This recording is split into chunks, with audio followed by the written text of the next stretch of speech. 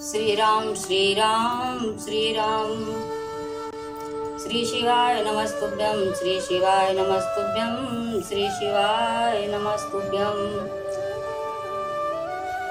राम राम जय शिव। कथा की ओर बढ़ते हैं। अस कही नारद सुमिर हरि गिरजय दीन आशीष होइया कल्याण संशय तजहु गिरीश। इस प्रकार राजा हिमवान से नारद मुनि बोले कि आगे सब अच्छा ही होगा, आप संदेह का त्याग कीजिए, सदा कल्याण होगा। ऐसा कहकर मुनि ब्रह्मलोक को चले गए। अब आगे जो चरित्र हुआ उसे सुनिए। पति को एकांत में पाकर मैना ने कहा, हे नाथ, मैंने मुनि के वचनों का अर्थ नहीं समझा। जो हमारी कन्या के अनुकूल घर वर और कुल उत्तम हो तो विवाह कीजिए, नहीं तो लड़की चाहे कुमारी ही रहेगी। हे स्वामी, पार्वती मुझको अपने प्राणों से भी प्यारी है। यदि पार्वती के योग्य वर न मिला तो सब लोग कहेंगे कि पर्वत स्वभाव से ही जड़ होता है। हे स्वामी, इस बात को विचार कर ही विवाह कीजिएगा, जिससे फिर पीछे हृदय में संताप न हो। इस प्रकार कहकर मैना पति के चरणों पर मस्तक रखकर गिर पड़ी। तब राजा हिमांचल ने प्रेम से कहा, हे, चाहे चंद्रमा से अग्नि प्रकट हो जाए पर नारद जी के वचन झूठे नहीं हो सकते। हे प्रिय, सब सोच छोड़कर श्री भगवान का स्मरण करो। जिन्होंने पार्वती को रचा है वे ही कल्याण करेंगे। अब यदि तुमने कन्या पर प्रेम है तो जाकर उसे यह शिक्षा दो कि वह ऐसा तप करे कि शिव जी मिल जाएं। दूसरे उपाय से यह क्लेश नहीं मिटने वाला है।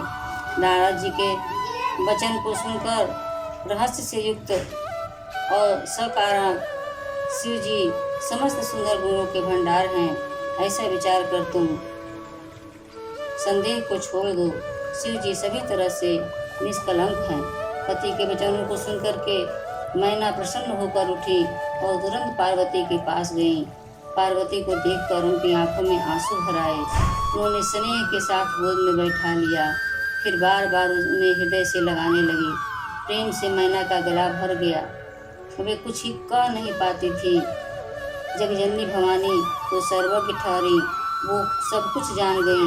वे माता को सुख देने वाली कोमल वाणी से बोली, सुनहि मातु मैं देखयस सपन सुनावहु तोय। सुंदर गौर शोभि प्रवर सुपदेश मोय। हे माँ, मैं आपको सुनाती हूँ। मैंने एक स्वप्न देखा है कि मुझे एक सुंदर गौर वर्ण श्रेष्ठ ब्राह्मण ने ऐसा उपदेश दिया है कि करहि जाय तपशैल कुमारी, नारद का सुसत्य विचारी। मातु पिता पुण्य मत भावा, तपो सुख प्रद दुख दोष नसावा। तपबल रचय प्रपंच विधाता, तपबल विष्णु सकल जगत्राता। तपबल शंभु करहि संहारा, तपबल शेष धरहि महिवारा। तप आधार सब सृष्टि भवानी, करहि जाय तपवश जिय जानी। सुनत वचन विसमति महतारी, सपन सुनायउ गिरहि हकारी। मातु पिता ही बहुविधि समुझाई, चली उमा तपहित हरसाई। प्रिय परिवार पितारु माता, भय विकल मुख आवन बाता। वेद शिरा मुनि आय तब सभय का समुझाय। पार्वती महिमा सुनत रहे प्रबोधि जाई। पार्वती जी अपनी माँ मैना से बोलती हैं कि माँ, मैंने एक सुंदर सपना देखा है। इसमें एक गौर ब्राह्मण श्रेष्ठ ब्राह्मण ने मुझे उपदेश दिया है कि हे पार्वती, नारद जी के वचनों को सत्य मानो और सत्य समझ करके पूजा करके तप कर। फिर मेरे तेरे माता पिता भी अच्छी लगेंगे। तप सुख देने वाला और दुख दोष का नाश करने वाला होता है। तप के बल से ही ब्रह्मा संसार को रचते हैं और तप के बल से ही विष्णु सारे जगत का पालन करते हैं। तप के बल से ही शंभु संहार करते हैं और तप के बल से ही शेष जी पृथ्वी का भार धारण करते हैं। हे भवानी, सारी सृष्टि तप ही का आधार है, ऐसा जी में जानकर तू जाकर तप कर। यह बात सुनकर माता को बड़ा अचरज हुआ और उसने हिमाचल को बुलाकर वह स्वप्न सुनाया। माता पिता को बहुत तरह से समझाकर बड़े हर्ष के साथ पार्वती जी तप करने के लिए चली। प्यारे कुटुंबी पिता और माता सब व्याकुल हो गए, किसी के मुंह से बात नहीं निकली थी। तब वेदशिरा ऋषि ने आकर के सबको समझाकर कहा, पार्वती जी की महिमा सुनाकर सबका समाधान किया। प्राणपति के चरणों में हृदय को धारण करके पार्वती जी वन में जाकर तप करने लगी।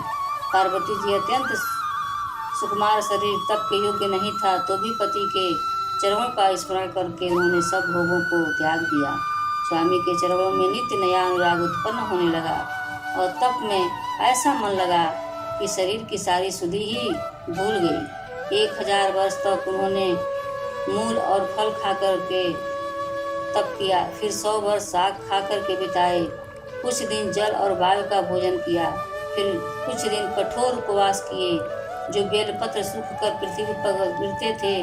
3000 वर्ष तक उन्हीं को खाया, फिर सूखे पत्ते को भी खाना छोड़ दिया। तब पार्वती का नाम अपर्णा हुआ। तब से उमा का शरीर क्षीण देखकर आकाश से गंभीर ब्रह्मवाणी हुई, भयउ मनोरथ सुफल तव सुनु गिरिराज कुमार, परिहरु दुसह कलेश सब अब मिलहि त्रिपुरार। हे पर्वतराज की कुमारी, सुनो, आपका मनोरथ सफल हो गया है। अब आप सारे असह्य कलेशों को त्याग दीजिए। अब आपको शिव जी जरूर मिलेंगे। असत पुकावन कीन भवानी, भय अनेक धीर मुनि ज्ञानी, अब धरहु ब्रह्म बरबानी, सत्य सदा संतत सुचि जानी। आवै पिता बोला मन जबहि, हट परिहर घर जायउ तबहि, मिलहि तुम्हि सब सप्त ऋषिसा, जाने तवो प्रमाण बागीसा। सुनत गिरा विधि गगन बखानी, पुलक गात गिरिजा हरसानी, उमा चरित सुंदर मय गावा, सुनौ शंभु कर चरित सुहावा। जब ते सती जाई तनु त्यागा, तब ते शिव मन भयउ विरागा, जपहि सदा रघुनायक नामा, जाता सुनहि राम गुण ग्रामा। चिदानंद सुखधाम शिव विगत मोह मद काम, विचरहि मही धरि हृदय हरि, सकल लोक अभिराम। आकाशवाणी को सुन करके भवानी अति हर्षित हुई। आकाशवाणी के द्वारा कहा गया कि जब आपके पिता आपको बुलाने आए तो आप हठ त्याग करके अपने पिता के साथ घर चली जाना, तुम्हें वहाँ सप्त ऋषि मिलेंगे। तब इस वाणी को ठीक समझना। आकाश से कही हुई ब्रह्म की वाणी को सुनते ही पार्वती जी प्रसन्न हो गईं, उनका शरीर पुलकित हो गया। यज्ञवल्क्य जी भरद्वाज ऋषि से कहते हैं कि मैंने पार्वती का सुंदर चरित्र सुनाया, अब शिव जी का सुहाना चरित्र सुनो। जब से सती ने अपने शरीर को त्याग किया, तब से शिव जी के मन में वैराग्य उत्पन्न हो गया। वे श्री रघुनाथ जी का नाम जपने लगे और जहाँ तहाँ श्री रामचंद्र जी के गुणों की कथाएं सुनने लगे। चिदानंद सुख के धाम, मोह मद और काम से रहित शिव जी संपूर्ण लोगों को आनंद देने वाले भगवान श्री हरि श्री राम जी को हृदय में धारण करके पृथ्वी पर विचरण करने लगे। श्री राम श्री राम श्री राम। आगे की कथा अगले वीडियो में।